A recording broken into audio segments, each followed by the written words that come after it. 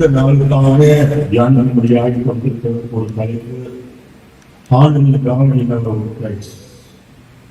எந்த இடங்களிலே நாம் அழைக்கப்பட்டிருக்கிறோமோ, பணி செய்யும்படியாய், உத்தியோகம் பார்க்கும்படியாய் அல்லது வியாபாரம் செய்யும்படியாய் எந்த இடங்களிலெல்லாம் நாம் வைக்கப்பட்டிருக்கிறோமோ அந்த அத்தனை இடங்களிலும் தேவனை நாம் மகிமைப்படுத்த வேண்டும் என்ற இந்த தலைப்பை கொடுத்திருக்கிறார்கள்.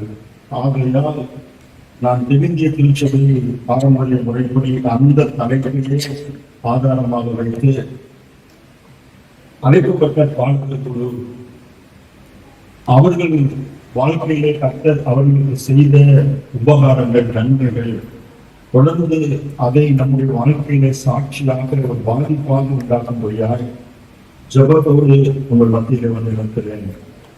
மத்தேயு சுவிசேஷம் 5ஆம் அதிகாரம் 16வது வசனத்துல ஆண்டவராகிய இயேசு கிறிஸ்துவே சொன்ன ஒரு வார்த்தை. மத்தேயு சுவிசேஷம் 5ஆம் அதிகாரம் 16வது வசனம். இவ்விதமாக மனுஷர் உங்கள் நற்கிரியைகளை கண்டு பரலோகத்தில் இருக்கிற உங்கள் பிதாவை மகிமைப்படுத்தும்படி உங்கள் வெளிச்சம் எல்லோருக்கும் முன்பாக பிரகாசிக்க கடவுது. உங்கள் வெளிச்சம் தேவன் உங்களுடைய வாழ்க்கையில கொடுத்திருக்கிற அபிஷேகத்தின் வெளிச்சம், ஆண்டவர் உங்களுக்கு கொடுத்திருக்கிற நிறைவான ஆளுநர்கள், நீங்களும் உங்களுடைய சந்ததியும் நிறைவாக இருக்கும்படியாக கர்த்தர் கொடுத்திருக்கிற ஆசீர்வாதங்கள் எல்லோருக்கும் பயன்பட வேண்டும். கண்களை மூடி ஆண்டவர் நம்மோடு பேசுகிறார். உம்மை செய்து உம் பாதம் சேர வாஞ்சிக்கிறேன். உம்மை செய்து ஊழியம் செய்து உம் பாதம் சேர வாஞ்சிக்கிறேன். தேவா ஏழைக்கும் மாறாத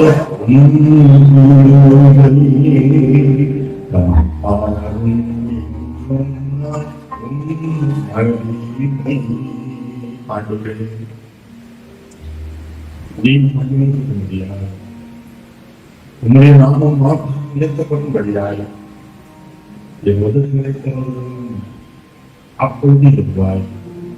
உன்னுடைய புகழை மாத்திரமே அறிவிக்கும். இயேசு கிறிஸ்துவின் மூலமாய் ஜெபிக்கிறோம் நல்ல பிதாவே. இவ்விதமாய் மனுஷர் உங்கள் நற்கிரியைகளை கண்டு பரலோகத்தில் இருக்கிற உங்கள் பிதாவை மகிமைப்படுத்தும்படி உங்கள் வெளிச்சம் எல்லாருக்கும் முன்பாக பிரகாசிக்க வருகிறது. அல்லேலூயா. சத்தமே காணும். அல்லேலூயா. ஆண்டவர் நம்மிடத்திலே ஒரு வெளிச்சத்தை கொடுத்திருக்கிறார். அந்த வெளிச்சம் என்னோடு அடங்கி விடாதபடிக்கு, அந்த காலங்கள் எனக்குள்ளாய் மறைந்து விடாதபடிக்கு, எல்லோருக்கும் பயன்பட வேண்டும் என்கிற ஒரு பெரிய எதிர்பார்ப்போடு உங்களை இந்த உலகத்திலே வைத்திருக்கிறார் நினைச்சு நம்பி விசுவாசத்தினால் சத்தமா வர சொல்லலாம். இந்த வசனம் ரொம்ப ஒரு ஆழமான ஒரு வசனம்.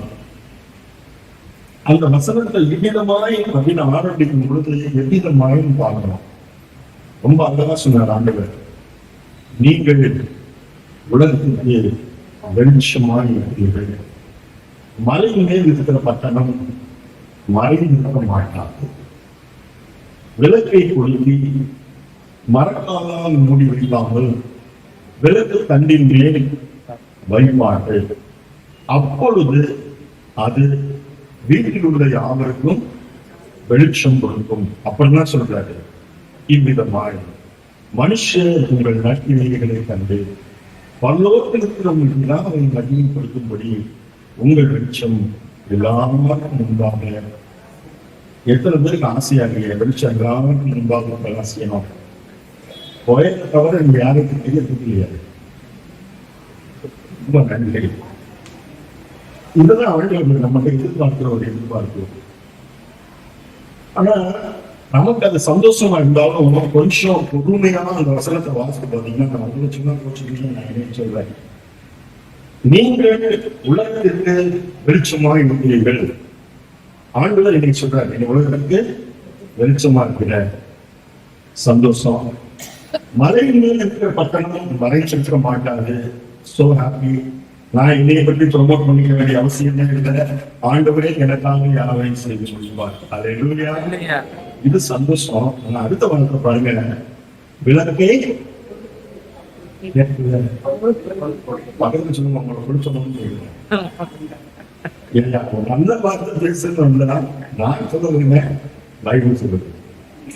என்னுடைய எதிரமான என்னுடைய வெளிச்சம் எல்லாருக்கும் முன்பாக பிரகாசிக்க வேண்டுமானால் ஆண்டவருடைய எதிர்பார்ப்பு நான் பொருத்தப்பட வேண்டும், நான் காயப்படுத்தப்பட வேண்டும். நான் என்னுடைய இஷ்டத்தின்படி வாழ முடியாது. யாராவது என்னை காயப்படுத்தணும். ஒரு கேண்டில் நான் சர்ச்சில் இருந்து முடிச்சுட்டு போகும்போது இந்த வீட்டுக்கு ஒரு கேண்டில் வாங்கி போறேன்னு வச்சுக்கோங்க. அதை போய் ரொம்ப அழகா இருக்குன்னு சொல்லி ஒரு கபோர்ட்ல வச்சுட்டேன், ஷோகேஸ்ல வச்சுட்டேன்னா அதனால யாருக்காவது புரோஜனம் இருக்கா? பக்கத்துல கேளுங்க சார், புரோஜனமா இருக்குமான்னு கேட்டாங்க. ஆனா அதே விளக்கை நான் கொளுத்தும் பொழுது அதுக்கு எப்படி இருக்கும்? அதுக்கு எப்படி இருக்கும்? விளக்கு நல்லா இருக்கும்.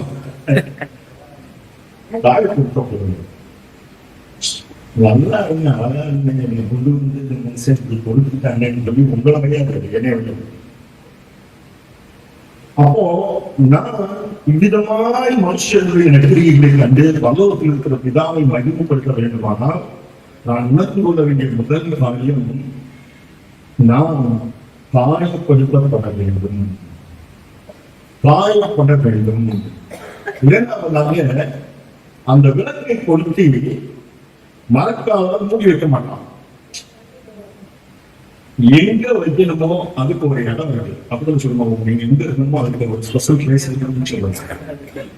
நான் நினைக்கலாம் இருக்கிறத விட பெங்களூர்ல இருந்தா நம்ம பிள்ளைகளோட வசதியா இருக்கலாம், சென்னையில இருந்தாலும் it's not my will, purely God's decision.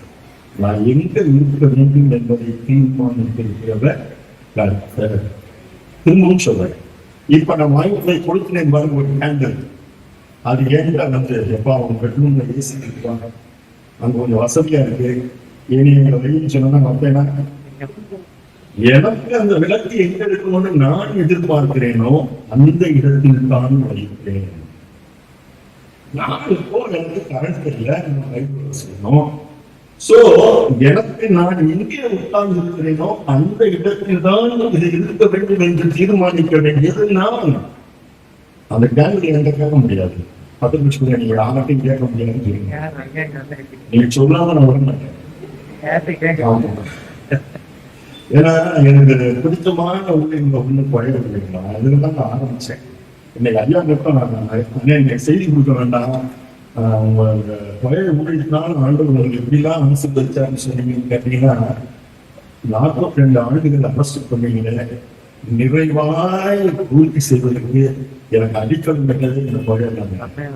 எந்த மனுஷன் உதவி இல்லாம, எந்த அதிகாரியும் தெரியாது, எந்த மந்திரியும் தெரியாது, ஆண்டவர் உயர்த்தி வைத்தால் காரணம் இந்த உரையம் தான். அப்போ நான் நினைக்க முடியாது நான் இங்க இருந்தாலும் நான் இங்கதான். முதல்ல நான் சொன்னேன், நான் காயப்படுத்தப்பட வேண்டும். இரண்டாவதாக நான் இருக்க வேண்டிய இடத்தை நான் தீர்மானிக்க முடியாது. எல்லாம் தான் நான் எங்க இருக்கணும், நீங்க புரியுங்களோ, நான் எந்த இடத்துக்கு பயன்படணும் நீங்க விரும்புறீங்களோ அந்த இடத்துல என்னை வச்சுருங்க. மூன்றாவது, அது வீட்டில் உள்ள கேட்கல எல்லாருமே சொல்லுங்க. எங்க அப்பா மட்டும் எங்க மாமனார் மாமியார் கிடையாது, என் மனைவி பிள்ளைகளுக்கு தான், என் சம்பந்தக்காரங்களுக்கெல்லாம் கிடையாதுன்றது இல்லை. என் பிள்ளைக்கு கொடுக்குற மரியாதையே என் மருமகமாக கொடுக்க மாட்டேங்கிறது இல்லை. எல்லாரும் வெளிச்சம் கொடுக்க வேண்டும். அந்த டேங்கிலுக்கு தெரியாது வந்திருக்கிறது எங்க மாமியார் நான் தண்ணியை வளர்க்க பார்க்க முடியாது. யோசிச்சு பாருங்க, ஆண்கள் எப்படி நம்ம நினைச்சுக்கிறாங்க. இதுகள்மாய் மனுஷர் உங்கள் நன்றிகளை கண்டு பல்லோருக்கு மகிமை கொடுக்கும்படி உங்கள் வெளிச்சம் எல்லாருக்கும் முன்பாக பிரகாசிக்கிறது. What's the responsibility of the church choir? ஒரு ஆலய பாடல் குழுவினுடைய பொறுப்பு என்ன? பொறுப்பாண்மை, ஸ்டூவர்ஷிப். அதுதான் இந்த வாரத்துக்கான தலைப்பு நான் ஆரம்பத்தில் சொன்னேன். எனக்கு கொடுக்கப்பட்டிருக்கிற ஊழியத்திலே, எனக்கு கொடுக்கப்பட்டிருக்கிற தொழிலே, என்னை அழைக்கப்பட்டிருக்கிற அழைப்பிலே நான் தேவனை மகிமைப்படுத்த வேண்டும் என்றால் முதல்ல 3 காரியத்தை வச்சுக்கணும். நான் காயப்பட்டால்தான் தேவன் மகிமைப்பட முடியும். நான் இருக்க வேண்டிய இடத்தை நான் தீர்மானிக்க முடியாது. தேவன் என்னை எங்கே வைத்திருக்கிறாரோ அந்த இடத்தில் இருந்தால்தான் நான் தேவனை மகிமைப்படுத்த முடியும். 3வதாக எனக்குள்ள இவங்க எனக்கு பிடிச்சவங்க அப்படி யாரும் இருக்கக்கூடாது. எல்லோருக்கும் வெளிச்சம் கொடுக்க வேண்டும் என்று தேவன் இடத்தில் எதிர்பார்க்கிற ஒரு ஆழமான எதிர்பார்ப்பு. இப்போ what's the responsibility of the church choir? யாருக்கு பயிர்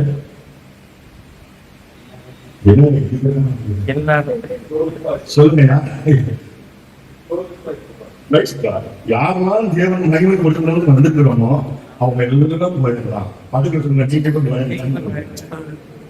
ரெண்டு ரீசன் நம்ம ஆண்டவருக்கு வர்றது. ஒண்ணு, எனக்கு இன்னும் உதவி செய்ய எனக்கு பத்தாதுன்னு வர பக்கம் இருக்கு. இன்னொன்னு, உனக்கு ஆயுதம் வாய்க்காதே உண்மை தேவன் அவர்தான் ஆண்டவரே. எத்தனையோ நன்மை செஞ்சிருக்கீங்க ஆண்டவரே, சொல்ல முடியாது ஆண்டவரே. நன்றி சொல்லிட்டு அவங்களுக்கு எல்லாரும். அப்போ நான் இந்த அருமையான திருச்சபை மக்கள் அத்தனை பேரை எப்படி பார்க்கிறேன் தெரியுமா? இன்னும் எனக்கு தாங்கள் கேட்கிற வெளியில நிக்கிறவங்களா பார்க்கல. இதுவரைக்கும் நீங்க நடந்ததுக்காக எத்தனை நன்மை செஞ்சிருக்கீங்க ஆண்டவரே. நான் நிர்மூலமாக இருக்கிற கர்த்தருடைய அவருடைய இலக்கணங்களுக்கு சரி. அப்போ இந்த சிங்கள் கூட்டத்தை மட்டும் கொயர்னு வைக்காம நம்மளும் ஆண்டவரை மகிமைப்படுத்த முடியாய் வந்திருக்கிறோம்னு நினைச்சு ஒரு 3 முக்கியமான காரியங்கள். The responsibility of the church choir. The first is praising God. ஆண்டவரே, உம்மை துதிப்பதற்கு என்னை ஆயத்தப்படுத்தும். இரண்டாவதாக, encourage the congregation for praying God in faith. என்னோடு கூட ஆராதிக்கிற எல்லோரும் விசுவாசத்தோடு தேவனை மன்றாடுவதற்கு நான் பயன்பட வேண்டும். என்னை பயன்படுத்த பிரைசிங் காட். அப்புறம் மூன்றாவதாக, என்னோடு கூட இருக்கிற அத்தனை பேருமாய் இந்த ஆராதனையில உங்களுடைய பிரசன்னத்தை தேவனுடைய பிரசன்னத்தை அனுபவிப்பதற்கு எங்களுக்கு உதவி செய்ய வேண்டும். Praying God, praising God, praying God, enjoying the presence of God. தேவனுடைய பிரசன்னத்தை அனுபவிக்க வேண்டும். இந்த 3 செய்வதற்கு ஆண்டவர் அங்கே பாடல் குழுவை பயன்படுத்தினார். எங்கெல்லாம் ஆண்டவருக்கு இந்த காரியம் தேவைப்பட்டதோ, எங்கெல்லாம் தேவனுடைய ஜனங்கள் துதிப்பதற்கு மறந்து போனார்களோ, எங்கெல்லாம் எவ்வளவுமாய் வழியிடத்துல தேவனை மறந்து போனார்களோ, அங்கெல்லாம் ஆண்டவர் ஒரு காரியம் செஞ்சாங்க. என்ன செஞ்சாரு? அவர்தான் ஒரு குரூப்பத்தையும் ஒரு வாடகர் குழுவை ஏற்படுத்தினாரு. நிறைய சொல்றாங்கன்னா, எனக்கு தெரிஞ்சு ஐயா எனக்கு 2 வாரம் முன்னாடி தான் புக் பண்ணாங்க. எனக்கு தெரிஞ்சு 39 பேர் பார்த்தேன். இந்த டைப்ல ஏன்னா அப்ப பொறுமையா உட்காந்து பார்த்தா எவ்வளவு பார்க்கணும் பாருங்க. 39 group of people praise God. இப்போ முதலாவதாக யாத்ராகமத்தின் புத்தகம் 15ஆம் அதிகாரம் முதல் வசனத்தை வாசித்து பார்ப்போமானால், எக்ஸோடஸ் 15 chapter verse 1. யாத்ராகமம் 15ஆம் அதிகாரம். அப்பொழுது மோசேயும் இஸ்ரவேல் புத்திரரும் கர்த்தரை புகழ்ந்து பாடின பாட்டு. இங்கே ஒரு குழுவை பாடல் குழுவை தேவன் ஆயத்தம் செய்கிறார். கர்த்தரை புகழ்ந்து பாடும்படியான ஒரு பாடல் குழு அங்கே அமைக்கமாக்கப்படுகிறது மோசேயினுடைய தலைமையிலே. அங்க சொல்லும்போதே ரொம்ப நம்ம எல்லா விவரத்தை சொல்ல நேரம் இல்லை.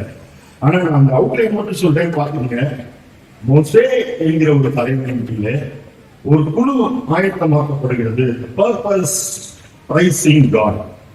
தேவனை புகழ்ந்து பாட வேண்டும். என்ன புகழ்ந்து பாடாலும் எங்களுக்கு விவசாயம் இல்லை. நான் அவுட்லைன் மட்டும் சொல்லிட்டு போயிடுறேன். 2 கூட்டத்தை ஆண்டவர் காண்பிக்கிறார். ஒன்று மோசே, இன்னொரு கூட்டம் ஜனங்கள். இப்போ இந்த இடத்துல நான் மோசேய ஒரு கொயர் மாஸ்டரா அல்லது ஒரு ஆலய பாடல் குழுவாக நான் பார்க்கிறேன். நான் வரும்போதுதான் உங்கள்கிட்ட சொல்றேன், பிரபு மாதிரி நான் தாரச்சேரி செல்வெல்லாம் படிக்கல. ஆனா எனக்கு ஆசை படிக்கணும்னு. பட் அன்னைக்குதான் எனக்கு வாய்ப்புலாம் போயிடுச்சு. வசனத்தை வாசிக்கும் பொழுது அந்த கேரக்டரா மாறி இருந்தது. நான் அவங்களுக்கு வரும்போதுதான் சொல்றேன். எத்தனை பேர் அதை ஃபீல் பண்ணினாலும் தெரியாது. இப்போ நான் இங்க பாருங்க, மோசேயின் தலைமையிலே மோசே இஸ்ரவேல் ஜனங்களை பாடும்படியாய் தேவனை ஆராதிக்கும்படியாய் உற்சாகப்படுத்துவதற்கு ஒரு ஆயத்தம் பண்ணினார்.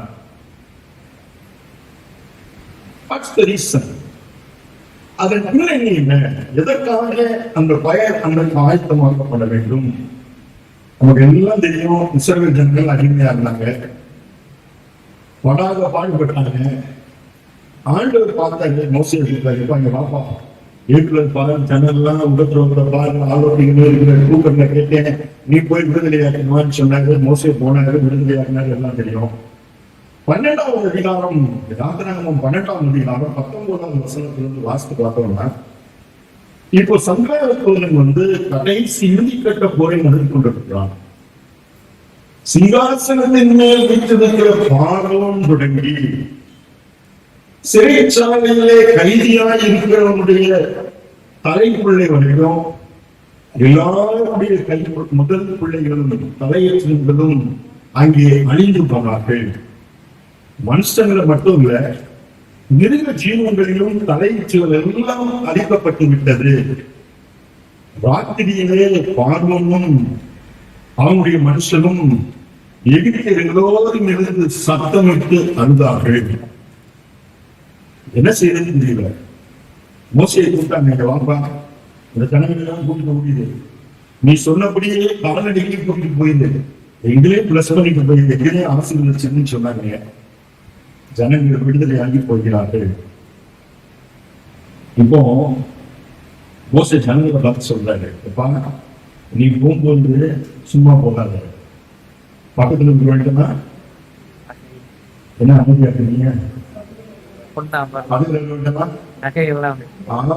எவ்வளவு மேக்சிமம் வாங்க முடியுமோ வாங்கி. இப்ப ஜனங்கள் சொல்றாங்க, எப்பா தயவுசெய்து போப்பா, நாங்க சாகுறோம், சீக்கிரமா தீவிரமா ஓடி மிரட்டுறாங்க. இவன் டிமாண்ட் பண்ணலாம், நான் வீட்டை காலி பண்றதுன்னா வீட்டை காலி பண்றதுன்னா நீ போட்டுருப்பாரு நெக்லஸ், கம்மல, ஒன்றுல போட்டுருப்பாரு, எல்லாம் விட்டாதான் வசனம் சொல்லுது. மோசே சொல்லி இருந்தபடியே ஜனங்கள் இழித்திருடத்தில் வெள்ளி உடைமைகளையும் பொன்னுடைமைகளையும் வஸ்திரங்களையும் கேட்டு வாங்கினார்கள். மோசே தான் வசனத்திலிருந்து கர்த்தர் ஜனங்களுக்கு எகிப்தியரின் கண்களிலே தயவு கிடைக்க பண்ணினால் அவர்கள் கேட்டதையெல்லாம் இப்படித்தமாய் இஸ்ரவேல் ஜனங்கள் எகிப்தியரை சொல்லுங்க, சத்தமா சொல்லுவேன், அப்படியே அப்பா ஏராளமான நைட்டு தூங்கும் போது நினைக்கல, வெளியில நமக்கு இப்படி கிடைக்குன்னு நினைக்கல.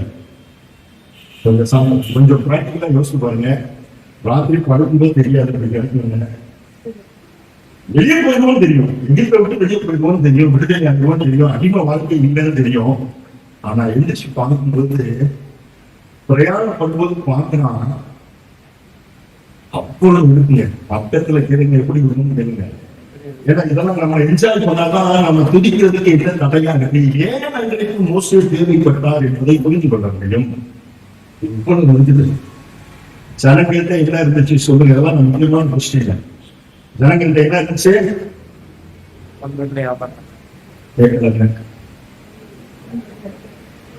நீங்க வாசிங்க.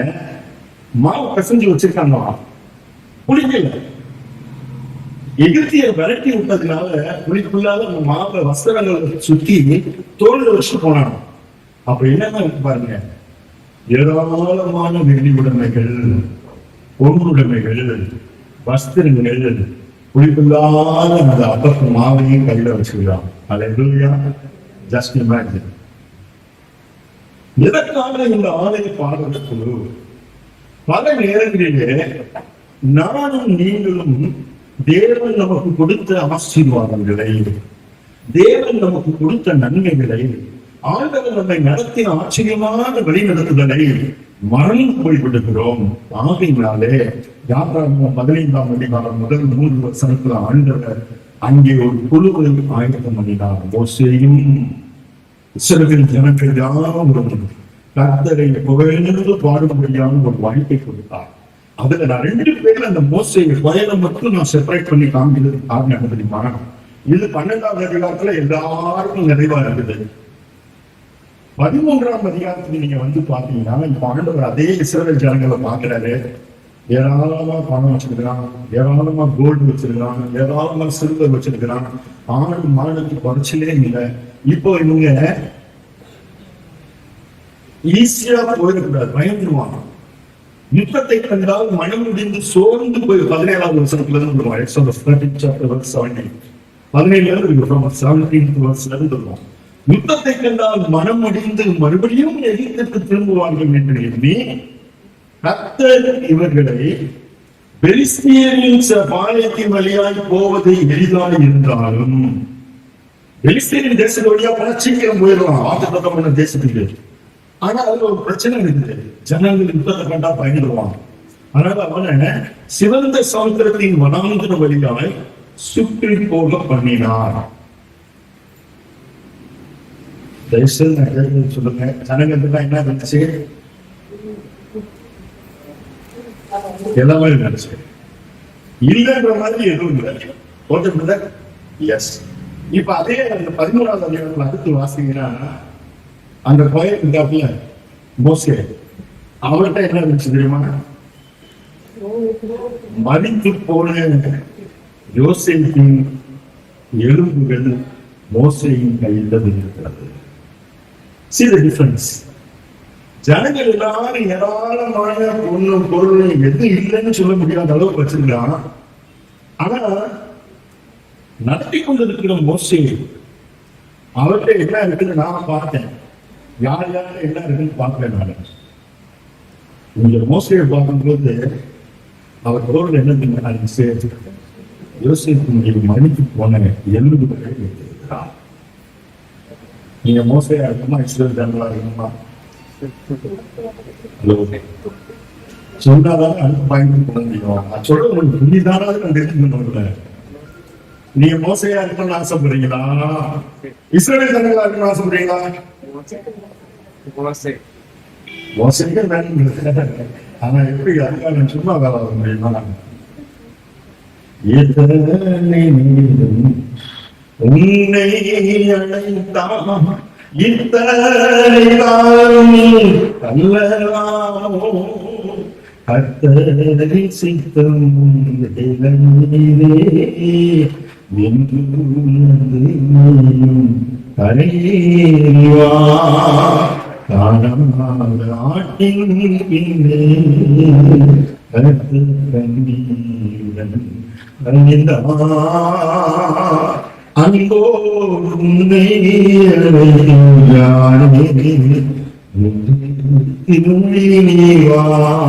உண்மையா சொல்லுங்க. மோசையா இருக்கணுமா? ஜனங்களா இருப்பான். எந்த நீ பதில் சொல்ல வேணாம். உங்களுக்கு ஒரு வாய்ப்பு இந்த கட்சியில நீங்க போகும்போது பொண்ணு பொருள் என்னென்ன ஒண்ணு எடுத்துக்கலாம்.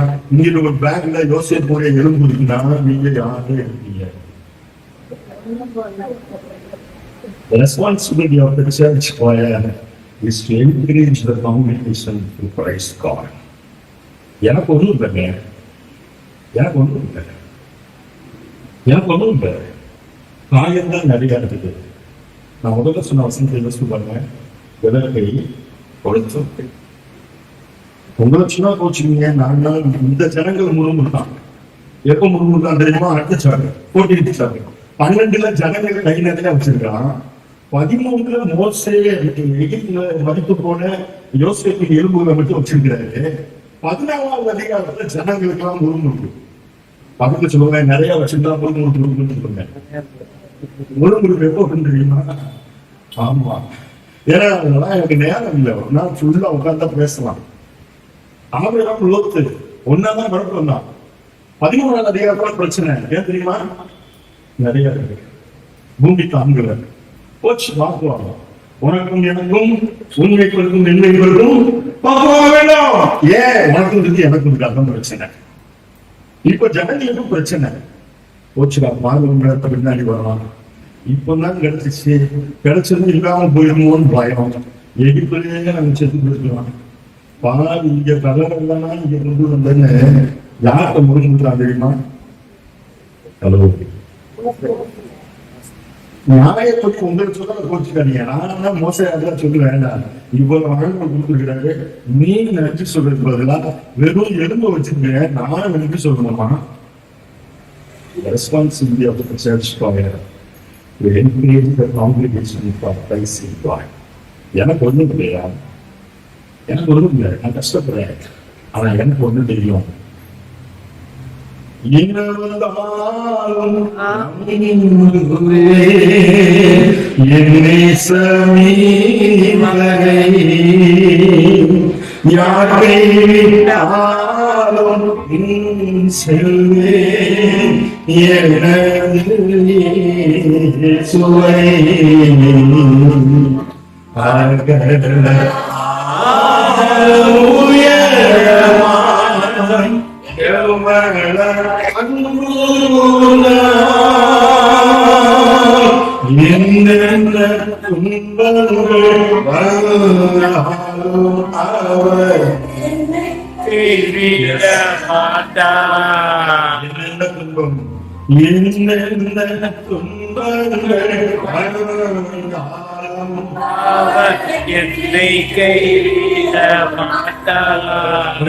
ஆண்களுக்கு ஒரு பயன் தேவைப்பட்டது.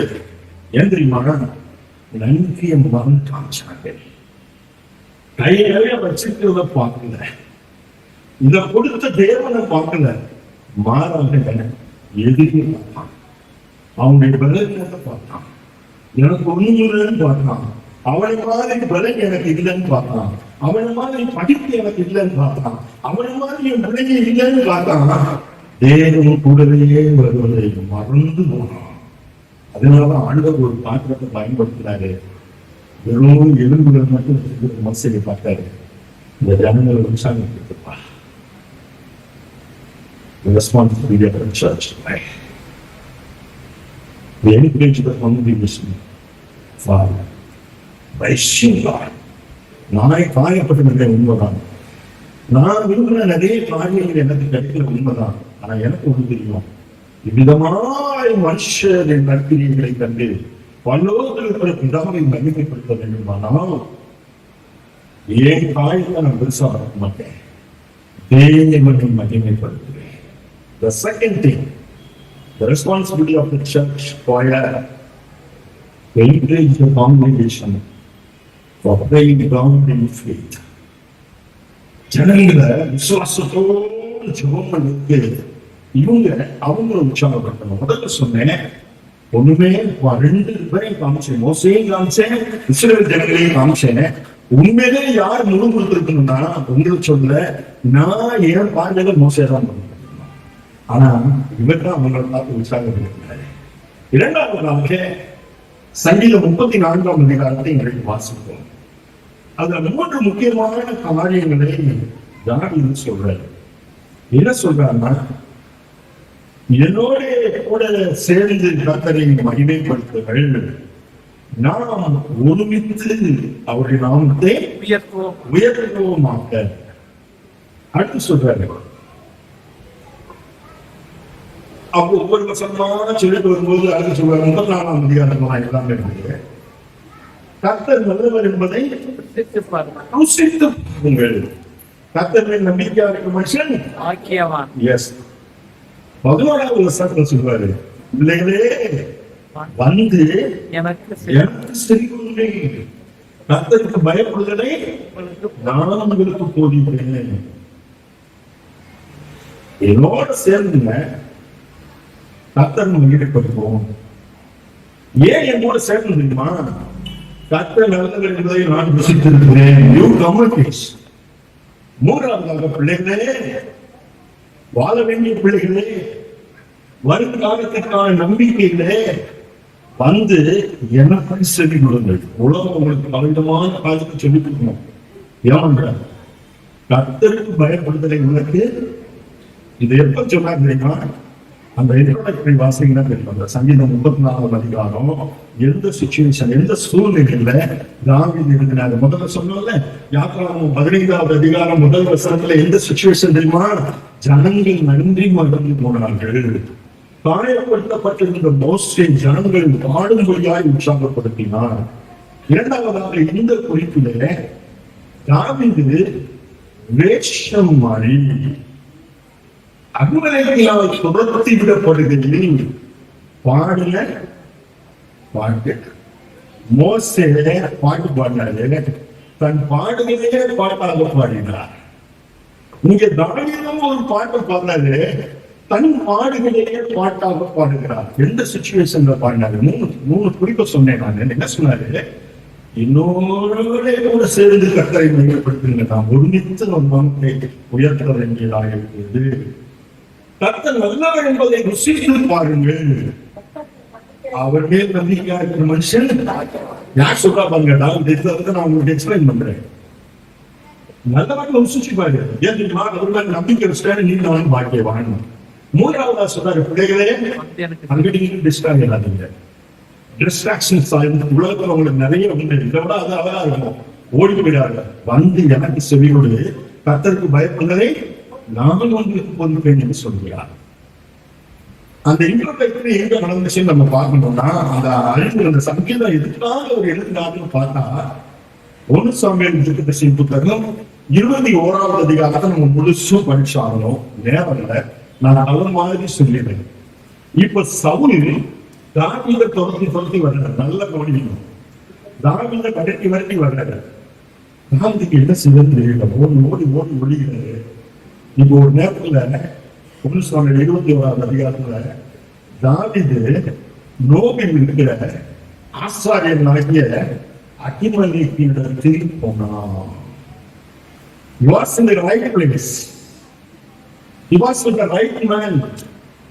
ஆசாரியன்ட்ட வர்றாரு. நோபில் இருக்கிற ஆசாரியனாகிய அகிமெலேக்கினிடத்துல வர்றாரு. இப்போ அகிமெலேக்கு ஆசாரியன் தாவீதை பார்த்து கேட்கிறாரு, எப்பா, ஒருத்தர் கூட வராம நீ ஒண்டியா வந்திருக்கிறியே, காரணம் என்ன? தாவீது சொல்றாரு, ராஜா எனக்கு ஒரு காரியத்தை கட்டளையிட்டு நான் உன்னை அனுப்பினதும் நீ செய்ய வேண்டியது யாரும் என்ன சொல்லக்கூடாது, சொல்லக்கூடாதுன்னு சொல்லியிருக்கிறான்னு சொன்னாரு. பயம். சிங்கக்குட்டிகள் காலிச்சு அடைந்து கர்த்தரை கேட்கிறவர்களும் யார் சொன்னா? சொன்னது யாரு? இப்ப இந்த தாவீது தான் செய்யறாரு. மனுஷனை நம்பாதன்னு சொன்ன தாவீது எதுக்காக சொன்னார் தெரியுமா? மனுஷனை நம்பிக்கை. சவுல் விரட்டவன ஓடுறதுக்கு இடம் இல்ல. நேர என்ன செய்யறதுன்னு தெரியாம ஆசை இருந்தவங்க, ஐயப்பா 5 அப்பம் ஆகிடும், ஏதாவது இருந்தாலும் பா, யார்கிட்ட கையை நீக்கிறாரு?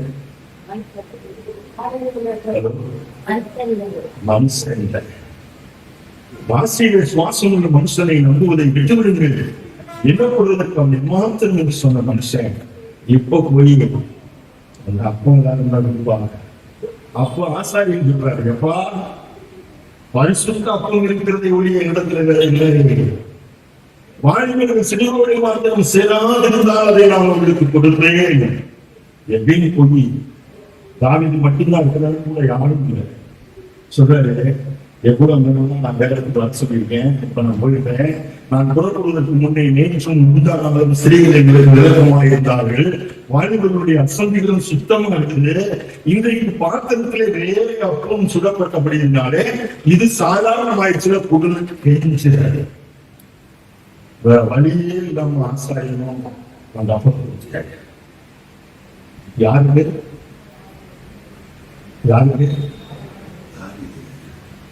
மனுஷனை நம்பாத சொல்லிட்டு தாங்க எக்ஸ்பீரியன்ஸ் பாருங்க. கர்த்தரை எனக்கு தாசை வரும் அருவரம் நேராய் என் கண்கள் அப்படி பாடின தாவிது. அப்ப மாதிரி எல்லாரும் ப்ளீஸ் நான் வசதியா இருக்கேன். See the pathetic condition of the man of God. அடுத்து என்ன செய்ய இப்ப அடுத்த அதே 21 சம்பவம் கேட்கப்பா போன்ற பட்டயமாயிலும் நீதியாகிலும் ஏதாவது இருக்குதா?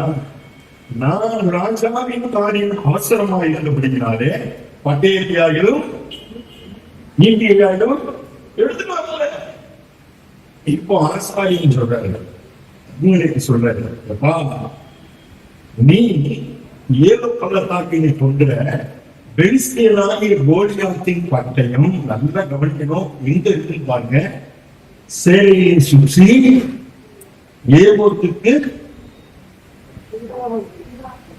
26 எடுத்து வச்சிருக்கீங்களா இல்லையா? பின்னாடி வச்சிருக்கிறாரு. எது முன்னாடி தெரிஞ்சுக்கணும்? ஹலோ, கொஞ்சம் கவனிங்க. எப்படி பிராக்டிக்கல் ஆசாரியன் சொல்றாரு, தாவீது உனக்கு பட்டயம் தானே வேணும், ஏபோத்துக்கு பின்னால சேலையில சுத்தி கோலியாத்தின் பட்டயம் உனக்கு மனம் உள்ளானாலும் அதை எடுத்துக்கலாம்னு சொல்றாரு. இப்ப தாவீது இதற்கு நீங்க இல்லை, அதை எனக்கு தமிழகம் என்று சொல்லி அதை எடுத்து பண்ணாங்க. ஏபோத்து பக்கத்துல இருக்கு. ஏபோத்துனா என்ன தெரியுமா? என்ன இஸ்ரவேல் ஜனங்களை வழிநடத்துவதற்கு ஆசாரியர்கள் தேவன் பயன்படுத்தின ஒரு இன்ஸ்ட்ருமெண்ட். அது ஒரு பெரிய காரியம். தேவி ரத்மா இல்லாம இருக்குது. ஆனா ஒண்ணு சொல்றேன், ஜனங்களுக்கு ஏதாவது தேவைன்னா ஆசாரியன் சொல்லுவாங்க. அவர் ஏபோத்துல விசாரிச்சு சொல்லுவாரு, உங்களே கல்யாணம் பண்ணுமா பண்ண, இந்த ஊருக்கு போகணுமா பண்ண, ஆண்டு உத்தரவு கொடுத்தாரு. இதுதான் நேக்ஸ்ட். இப்ப தாவீதுக்கு ஏபோத் பக்கத்துல இருக்கிறது பயன்படுத்த இல்லை. எதுக்கு நிகழ்வுல? ஹலோ, அடுத்து பாருங்க, நேர ஆகிஸ்ல ஓடுறாரு. பெலிஸ்தியன் ராஜா வாங்கி ஆகிஸ்ல போறாரு. ஓட உடனே அவன் மக்கள் எல்லாம் பாக்குறான், ஆகிஸ்னுடைய வேலைக்காரன் எல்லாம் பாக்குறான். அத இது தாவீதாச்சே, தேசத்தின் ராஜா இவன் அல்லவா, சவுல் கொண்டது 1000, தாவீது கொண்டது 14 ஜனங்கள் இவன் தானே கொண்டாடினாங்க. எந்த வார்த்தை தாவீதுக்கு எனக்கு சந்தோஷமா இருந்துச்சோ அந்த வார்த்தை இப்ப என்ன ஆயிடுச்சு? டிஸ்டர்பன்ஸ் ஆயிடுச்சு. தாவீது பயங்கரமா பைபிள் போடுறீங்க. இப்ப என்ன செய்ய தெரியுமா? வேஷம் ஆயிட்ட பைத்தியக்காரன் மாதிரி ஆயிட்டு, முகத்துக்கு மாத்திட்டாரு, முக பாவனையை மாத்திட்டாரு, கதவை கேள்வி இருக்கிறாரு, வாய்ப்பு நுரை தள்ளி தன் தாழ்ந்து வெளிசேரி ராஜாவாக வாங்கிறாரு. அப்பா வைத்திய சேற்ற செய்யறதுக்கு என் ஊர்ல ஆனால் பத்தலது தானா குறைக்கு இவனையும் கூட்டிட்டு வந்திருக்கியா, இவன் தான் என் வீட்டுக்கு வரலாமான்னு சொன்னாரு. காயப்பட்ட தாவீது, நொறுக்கப்பட்ட தாவீது, நான் அவசரத்தை தப்பு சொல்லிட்டேன். நீர் என்னை நடத்துகின்ற உம்மிடத்திலே நான் விசுவாசம் வைக்கும் பொழுது என்னையும் சந்ததியும் போதுமானதாய் காத்துக் கொள்ளுகிறவர் மறந்துட்டு போயிட்டு ஆண்டவரே என்னை மன்னிச்சுன்னு சொல்லி மதர்னாரு. அடுத்த அதிகாரத்தில் நம்ம சாப்பிட்டு வருது. நான் அதுக்குள்ள போகல. அந்த எக்ஸ்பீரியன்ஸை வச்சுதான் பாரு கர்த்தரை நான் சொன்னேன். என்னுடைய வாழ்க்கையிலே நான் சில நேரங்களிலே என்னுடைய முயற்சியினால் தோற்று போனேன், விசுவாசத்திலே தடுமாறி போனேன். ஆனா கனவிலே என்னை மாதிரி நீங்க விழுந்துடாதீங்க. நாம் ஒருமித்து கர்த்தருடைய நாமத்தை உயர்த்துவோம். கர்த்தர் நல்லதாக நான் ருசிச்சு பார்க்காதனால துரத்தப்பட்டு போனேன். வாங்க கர்த்தர் நல்ல இந்த சமூகத்தில் ருசித்து பார்ப்போம். அவர் மேல் நம்பிக்கை மனுஷன் வாங்குவான், தேசம் போட மாட்டான், ஏமாற்ற மாட்டான், பொருளுக்காக அடுத்தவங்கிட்ட கை நீட்ட மாட்டான். ஒண்ணு செய்வான், அவர் மேல் நம்பிக்கையா இருந்தால் அவரை வாக்கியவான் இருப்பான். அப்படின்னு சொல்றாரு. பிள்ளைகளே வந்து என்ன செய்வீங்க?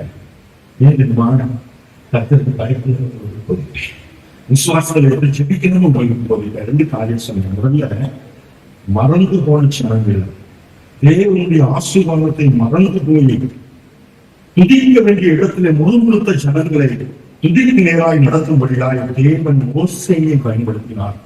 முழுமுழுத்திருக்க வேண்டிய மோசையை ஜனங்களை துதிப்பதற்காக பயன்படுத்தினார். நீங்க தாவீது இன்னைக்கு வரைக்கும் இந்த சங்கீதத்தை நீங்களும் நாங்கள் பாடுவேன்.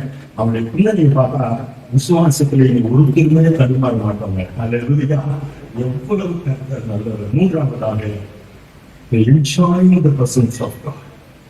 தேவ சமூகத்தில் அவருடைய பிரசன்னத்தை அனுபவிக்கிறது சந்தோஷம் பார்த்தீங்களா? அதுக்கு ஈடு எதுவுமே இல்லை. அதுக்கு தான் நாங்கள் ஜனங்க இவங்க காயப்பட்டவர்கள் இவர்கள் பல நேரங்களிலே தன்னுடைய பலத்தினாலே விசுவாசத்திலே தடுமாறி போனவர்கள். ஆனாலும் ஆண்டவரே நாங்கள் ஜனங்களை இடத்துல கொண்டு வருவதற்கு எங்களுடைய காரியங்களையே நாங்கள் காரணமாய் பயன்படுத்திக் மூன்றாவதாக the presence of God, தேவனுடைய பிரசன்னத்தை அனுபவிப்பதற்கு ஜனங்களை ஊக்கப்படுத்துகிறவர்கள்.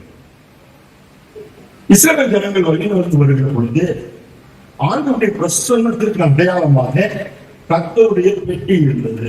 அன்னைக்கு சொல்லி முடிச்சேன். உடன்படிக்கை பெட்டி கூட போகும். ஏன் தெரியுமா? அது இருந்துச்சுன்னா தேவ பிரசன்னத்தை அவங்க அனுபவிப்பதற்கான அடையாளம். கர்த்தர்களோடு இருக்கிறார், அதற்கான அடையாளம். பிரதான ஆசாரியனாகிய ஏலியின் 2 குமாரனாகிய ஓப்னியும் பினகாசும் கர்த்தருக்கு விரோதமாய் துன்மார்க்கமாய் நடந்தார்கள். 1 சாமுவேல் 1வது அதிகாரம், 2வது அதிகாரம், 3வது அதிகாரம். இப்ப ஆண்டவர் பார்த்தாரு, இந்த ஜனங்களை பெலிஸ்தரிடத்திலே ஒப்புவித்திருக்கிறார். 1 சாமுவேல் 4வது அதிகாரம் 10லிருந்து 22 வரைக்கும் வாசித்து பாருங்க. பெலிஸ்தியர் இஸ்ரவேலோடு யுத்தம் பண்ண வராங்க. பெரிய சங்காரம் உண்டாயிடுச்சு. இஸ்ரவேல் ஜனங்களே 30,000 பேர் ஒரே நாள்ல விழுந்துதான். கர்த்தருடைய உடன்படிக்கை பெட்டி பிடிபட்டு போயிடுச்சு, எதிரி கையில போயிடுச்சு. ஏலியினுடைய 2 குமாரர்களாகிய ஓப்னியும் பினகாசும் செத்து போனான். இப்ப இந்த செய்தியை ஏலிக்கு சொல்ல வராங்க மனுஷன். இந்த செய்தியை கர்த்தருடைய பெட்டி பிடிபட்டது அப்படின்ற செய்தி கேட்ட உடனே ஏலி தன் ஆசனத்திலிருந்து மல்லாக விழுந்து செத்து போனான். ஒரே நாள் 3 பேர் வீட்டுல வந்து. இப்போ பினகாஸ் ஏலியினுடைய மருமகன் நிறைய கர்ப்பிணியாக இருக்கிறார், பிள்ளை பிறகுகிறார். சேர்ந்து குனிந்து பிரசவ வேதனை பற்றி பிள்ளை பெற்றார் என்று பிரசனம் சொல்லுகிறது. கூட சொல்றாங்க, ஆழ்வுல பிறந்திருக்குது. அதை குறித்து அவர் ஒன்றும் சொல்லவில்லை. அந்த பிள்ளையின் மேல் சிந்தை வைக்கவும் இல்லை. ஒன்று சொன்னார், தேவனுடைய மகிமை தேவனுடைய பிரசன்னத்தை நாம் இழந்து கொண்டோம். தேவனைகளை நடத்தினால் அந்த பிரசன்ஸ் நாங்கள் என்ஜாய் பண்ணோம். இப்ப அது கேட்டது பிள்ளைக்கு பேர் வச்சா மனைவி சொல்லுங்க, பல்லவத்துல போனா அவங்களெல்லாம் பார்க்கணும்னு எனக்கு ஆசை. நிச்சயமா இவளையும் பார்க்கணும். பினகாசின் மனைவி சிஸ்டர், வாங்க சிஸ்டர், எப்படி சிஸ்டர் இந்த மனுஷன் முடியலையோ சரி ஆண்டவரே சொன்னார், எப்பா தெரிய அட்டகாசம் தாங்க முடியலப்பா அப்படின்னு சொல்லி நம்ம குறிச்சு ஆண்டவர் சொல்லிக்கூடாது. இந்த ஆட்டம் தாங்க முடியல, மண்ணில சேட்டை தாங்க முடியலன்னு ஆண்டவரே சொன்னார். இந்த பினகாச அவ்வளவு சேட்டை சாட்சியில அவங்க மனைவி பாருங்க, ரொம்ப சாஃப்டான இறந்து போனாங்க. தேவ மகிமை புருஷன் இறந்துட்டானே பேர் வைக்கல, தேவ மகிமை நான் சொல்லுவேன். அப்படியே நீங்க வரலாம். அந்த 5ஆம் அதிகாரம் இப்ப என்ன பண்ணிக்கலாம், பெலிஸ்தர் இருந்த பெட்டியை பிடிச்சிட்டு 1 சாமுவேல் 5ஆம் அதிகாரத்துக்கு எப்ரோனிலிருந்து எடுத்துக்கொண்டு போய் அஸ்தோத்துக்கு கொண்டு போயிட்டான். அஸ்தோத்துக்கு கொண்டு போனாலும் பரவாயில்ல, பெலிஸ்தருடைய தெய்வமாகிய தாகோனின் கோயில கொண்டு போய் வெட்டி வச்சிட்டான். தாகோன் கோயில வச்சாலும் பரவாயில்ல, தாகோனுக்கு சரிசமமா வச்சிட்டான். அடுத்த நாள் வந்து பார்க்கலாம், பெலிஸ்தருடைய தெய்வமாகிய தாகோன் கர்த்தருடைய பெட்டிக்கு முன்பாக முகம் உட்பட விழுந்து எடுத்து நிறுத்தி வச்சுருவாங்க. அடுத்த நாள் வந்து வாங்கினான், அந்த தாகோனுக்கு தலையும் இல்லை, 2 கையும் இல்லை, 2 காலும் இல்லை, உடம்பா கிடக்குது. இப்ப பெலிஸ்தருக்கு பயம். 6ஆம் அதிகாரம் 1 சாமுவேல் 6. இந்த பெட்டியை நம்ம என்னப்பா செய்யறது, இது இருந்தா நமக்கு பேரு பெட்டி நம்மளோட தான் நமக்கு ஆசீர்வாதம். அல்லேலூயா. அடுத்தவன் இருந்தா அவனுக்கு சாபம். இருக்கக்கூடாத இடத்துல இருந்துச்சுன்னா அவனுக்கு சாபம். இதுதான் இப்போ என்ன செய்யறது தெரியாம பெலிஸ்தர் அந்த பெட்டியை தள்ளி விட்டான். இப்போ 7ஆம் அதிகாரத்துக்கு வந்தீங்கன்னா தீரியாரின் மக்கள் கர்த்தருடைய பெட்டியை கொண்டு வந்து அதை அபிமெலேக்கு கிட்ட கொடுத்து அதை இந்த பெட்டியை பரிசுத்தப்படுத்தும்படியாய் அவன் குமாரனாகிய எலியேசரை பரிசுத்தம் பண்ணி வச்சான். ஜனங்களோட பெட்டி இல்லை. 7ஆம் அதிகாரம் முழுசும் தொந்தரவு. இப்போ 13ஆவது அதிகாரத்துல 1 நாளாகமோ 13ஆவது அதிகாரத்துல தாவீது ராஜாவான்னு ஒரு காரியத்தை யோசிக்கிறாங்க. நம்ம தான் சந்தோஷமா இருக்கிறோம், ஏன் கூட தேவன் இருக்கிறாரு. நல்லா புரிஞ்சுங்க, கர்த்தர் என்னோடு இருக்கிறார். தாவீதுக்கு தெரியும் நான் செய்யறதெல்லாம் வாய்ப்பு கொண்டாரு. ஆனா ஜனங்களோட இல்லைங்க, ஜனங்களோட இல்லையா. அந்த பெட்டி எப்படியாவது கொண்டு வந்து பிரயாசப்படுறான். 13ஆவது அதிகாரத்துல தோல்வி, 15ஆவது அதிகாரத்துல ஜெயிச்சிடாரு. அதுக்கு அவர் சொல்ற காரணம் தெரியுமா, நம்ம பரிசுத்தமா இல்லாதனால தேவ பிரசன்னத்தை அளிச்சோம், அடி விட்டோம், ஊசாசத்திட்டான். ஆனா இப்போ பரிசுத்தமா அதை செய்வோம்னு சொல்லி 1 நாளாகமம் 15ஆம் அதிகாரம் 16ஆவது வசனத்துல ஒரு கொயரை ஏற்படுத்தாரு. லேவியனை வைத்து, லேவியின் புத்தகத்தை வைத்து ஒரு கொயரை வச்சு எஞ்சான்ட்டா ஒரு வருஷம் நடத்துறாரு பாருங்க. கர்த்தருடைய பெட்டி இழந்து போன இடத்துக்கு திரும்ப வந்து விட்டது. ஜனங்கள் தேவனுடைய மகிமை கண்டார்கள். 3 பேர் கொயர் நடத்தினான். முறுமுறுத்திருக்க வேண்டிய மோசையை கொண்டு அந்த தேவன் ஜனங்களை புத்தித்தார். விசுவாசத்திலே விழுந்து போகின்ற தாவீதை கொண்டு தேவன் ஜனங்களை விசுவாசத்தை பலப்படுத்துவதற்கு பயன்படுத்தினார். பரிசுத்தத்தினால் இழந்து போகின்ற தேவ மகிமையை மறுபடியும் சபைக்குள்ளாய் கொண்டு வரும்படியாய் அதே பாடலுக்குள்ள ஏற்படுத்தி ஜனங்களை தெய்வ பிரசன்னத்துக்குள்ளாய் நடத்தினார். இந்த வாக்கின்படியே ஆண்டவர் உங்களையும் என்னையும் நிறைவாக ஆசீர்வதிப்பார்கள். இவ்விதமாய் மனுஷர் உங்கள் நற்கிரிகளை பற்றி பரலோகத்திற்கு உங்கள் பிதாவை மகிமைப்படுத்தும்படியாய் நம்முடைய வெளிச்சம் எல்லாருக்கும் முன்பாக பிரகாசிக்க வேண்டும் என்கிற தேவனுடைய எதிர்பார்ப்பை நிறைவேற்றுவதற்கு அர்ப்பணிப்போம்.